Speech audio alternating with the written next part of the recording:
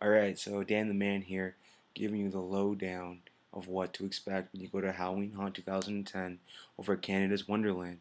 Now, I was there on opening night, Friday, October 1st, 2010, and I must say, I didn't get to hit every maze, and that's okay because I'm going back on the 15th. Now, I'll just tell you what there is and what there was. So, when we first got there, unexpectedly, we ended up walking the one thing I wanted to walk through first anyways. It just happened by coincidence. Clowns at Midnight. And you can walk through it in 2D or 3D. And you have to buy the 3D glasses, and they cost $1. And the salespeople are outside the maze and also outside the front gate um, if you're lining up to get in. Now, besides that, there's Clowns at Midnight in 3D. I'm just gonna list off every maze there just for your convenience and tell you where they are. So Clowns at Midnight is where the bumper cars usually are, where Crash and Wagon is. They removed all the bumper cars and then they set up the entire Clowns at Midnight tent right there. Um, there is Miner's Revenge, Cornstalkers, and this um, Bloodshed. These three mazes, they're connected. You walk through one, you're gonna end up walking through the other two. And it starts from the water park, and it goes all the way to the forest. Oh my gosh, this was insane, and I was like, and then it continues to go, and watch your step. The floor deficiates, and it gets really trippy and stuff. And then you also move on to um, there's a bunch of rides open. I'll get to that after. You can also go to if you go like where Cyclone and Behemoth are, there is the brand new maze called Blood of the Bayou. It is the best maze there. The people are the scariest there. The design of the maze is amazing setup. Um, they did a really good thing putting in that maze this year. Brand new maze. And then there's for you party animals. There is the vampire admiring Club Blood. Right. It's close to Blood of the Bayou, but it's a little before it. Blood of the Bayou is a little more of a walk. What I really like about going to Halloween Haunt also is that there's just like foggy everywhere, and when the music's playing throughout the park, it's so exciting and so intriguing. Um, there's also, if you go towards where Dragonfire and Riptide are, you get to go into an area where they usually have in the summer like a picnic set up for like special occasions, where they have like barbecues, and people don't usually get to go back there, but now you get to go back through this area where you get to basically go around Riptide, and there is a maze called Red Bear's Rage, and then and then right a little further down, there's one called Kingdom of Carnage. Kingdom of Carnage is so well detailed. It is it is a very exciting maze to walk through, actually. And like, there's like a pimp guy at the beginning, and you're like, what? Yeah, he's like I call him that because he's like a pimp staff, and there's like a throne. And I'm not gonna give it all away, but he's really cool, and so I would definitely recommend that maze. I also recommend Clowns at Midnight and Blood of the Bayou. If you're gonna miss any mazes, please make sure you hit those three. There's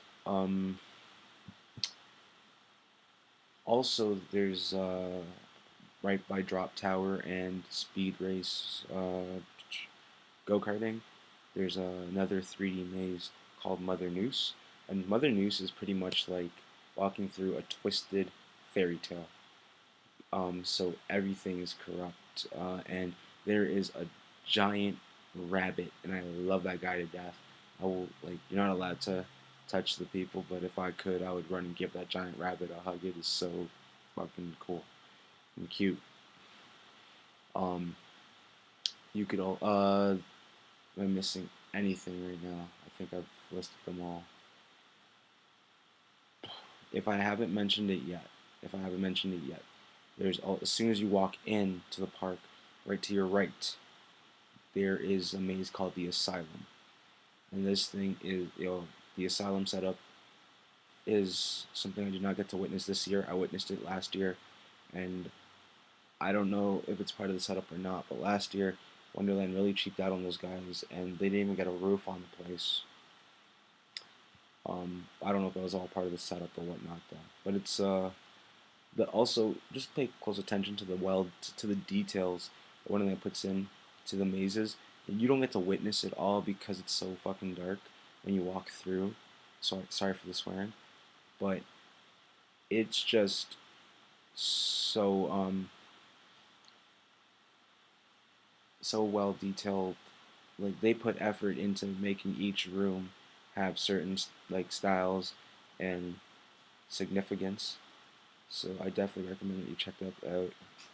Be aware of all the atmosphere performers outside of every maze. They're there and they will find you. And they sometimes they're more terrifying than the actual characters in the maze, in the mazes. Um, Last year there was a maze called the Midnight Summer Scream that got retired. Uh, two 2 years ago there was a maze called Slaughter Mill that got retired. 3 years ago there was a maze called Massacre Manor. Back in no, yes, Massacre Manor that got retired. Um, I really do wish that Canada's Wonderland would hire back the freak show performers, the fire breathers, fire jugglers, and the bug eating guy. And front gate, the atmosphere performers, they've really changed over the years. Like those, like the freak show, they were there for front gate, I think, for the first couple of years in 05, 06, and then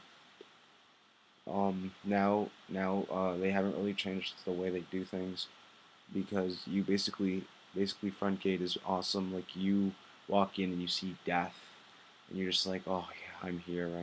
I Canada's Wonderland. I'm at Halloween Haunt. This is so exciting. I'm so in for this.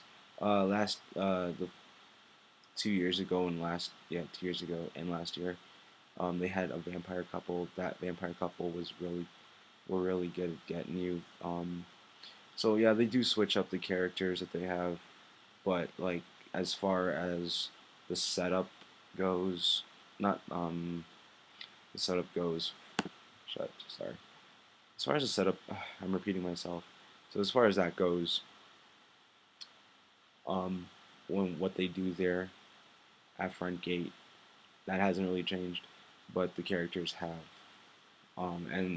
Basically, there's a character at front gate to represent each maze, and those characters at front gate, they are amazing performers. Like you should applaud them. They work hard to scare you. You think it's just an easy job, but no, because you run into some assholes who just give them a hard time and stuff. So understand that they're real people, but they're doing what they can to make your visit well worth it because you came here to get frightened. Okay. A little bit of lowdown. Wonderland was once known as Halloween Haunt. Now it's known as was once known as Fear Fest. Now it's known as Halloween Haunt. Fear Fest was 05, 06.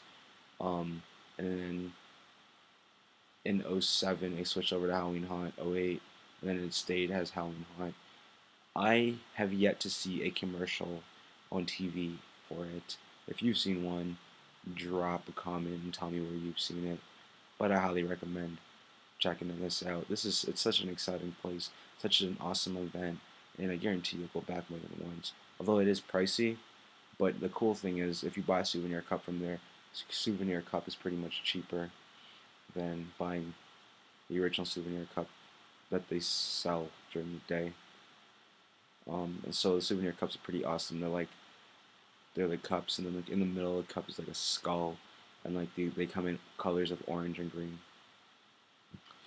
Okay, so I hope you guys enjoy Halloween Haunt. If you ever make it out to it, have a good day, have a good night. Whenever you're watching this, keep it real or unreal, whatever floats your boat. Peace out, guys.